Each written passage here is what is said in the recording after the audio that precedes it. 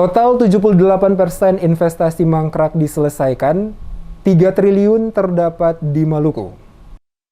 Pemerintah di bawah kepemimpinan Presiden Joko Widodo setidaknya telah menyelesaikan 78% investasi mangkrak dari total nilai sebesar 708 triliun rupiah. Dari 700 triliunan tersebut, 3 triliun terdapat di Maluku. Menteri Investasi, Kepala Badan Koordinasi Penanaman Modal atau BKPM, Bahlil Lahadalila mengatakan, investasi yang mangkrak di Maluku terdapat pada sektor.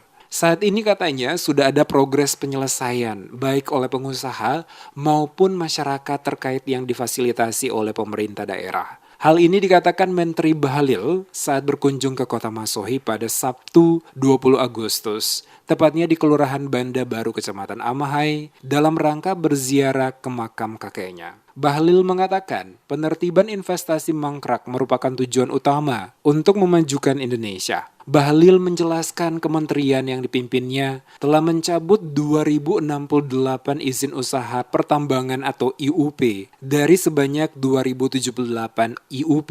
Di dalamnya pemegang hak pengusaha hutan atau HPH kurang lebih 3.127.000 hektar. Pencabutan IUP tersebut beberapa juga terdapat di Maluku, di antaranya izin tambang nikel dan beberapa izin pertambangan lainnya. Ditegaskan pemerintah memiliki kewenangan untuk mencabut perizinan jika dinilai dalam proses ada yang dilanggar, sehingga bagi siapapun termasuk pengusaha tidak boleh mengatur pemerintah. Demikian halnya pemerintah tak boleh solim terhadap pengusaha.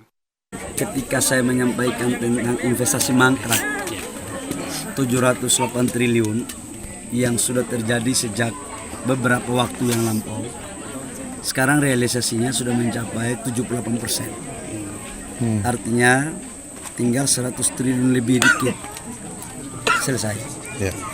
Yang kedua, di bulan Januari 2022 pemerintah membuat kebijakan untuk melakukan penataan perizinan dengan melakukan pencabutan IUP sebesar 2078 IUP, termasuk dalamnya seluruh izin-izin di kawasan hutan termasuk HPH itu kurang lebih sekitar 3.127.000 hektar.